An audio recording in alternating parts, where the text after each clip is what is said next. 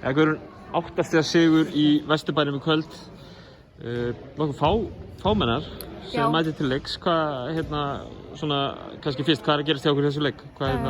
Sko, okkur vantaði náttúrulega 2 stóru leikmennin okkar. Nikita er veik og Sigrún sneri sig mjög illa á móti Keflavík í síðasta leik. Og ég veit ekki alveg hvernig staðan er þar, þannig að okkur vantaði náttúrulega stóru leikmennin okkar, en hinir sem komu inn á leist þetta bara nokkuð vel og ég er bara nokkuð sátt með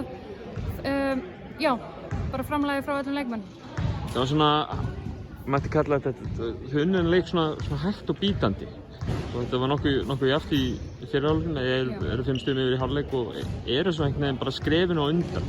Það er svona ákveðin karakter sem liðið sýnir að bara halda í fórustuna og svara öllum áhlaupum einhvern veginn. Lítur þú að rána með það? KR er náttúrulega að spila svæði, þannig að þriggjastigaskotin okkur voru ekki beint að detta. Þannig að við gleymdum okkur aðeins á tíma og gleymdum að dræfa körfuna. En leiðu við byrjuðum að dræfa körfuna, þá fengum við auðveldar körfur og leiðu vörnin okkar gekk vel, þá fengum við auðveldar körfur. Þannig að það var bara svona aðalatriði að halda þeim fyrir framan okkur og reyna að keyra á þær.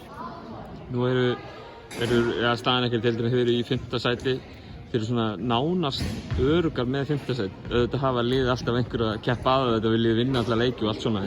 Það hlýtur að vera svona ákveðið verkefni að mótivera mannskapinn í þessari stöðu. Já, við erum bara allar á sömu blaðsinu núna. Ætlum að klára þetta að krafti og sýna bara hvað við getum sem við hefum þurft að byrja á aðeins fyrr. En þetta er búið að vera erfiðir tímar og upp og niður og þannig að við verðum bara að gera gott úr þessu það sem eftir er, klára þetta að krafti. Valur í næsta leik, það gerist ekki mikið stærri verkefni í þessari deild. Hvernig líst þér á Valskonur og þessar myndir?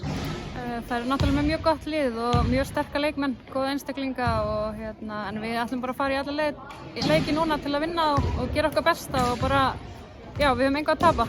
Það var gaman. Frábært. Takk.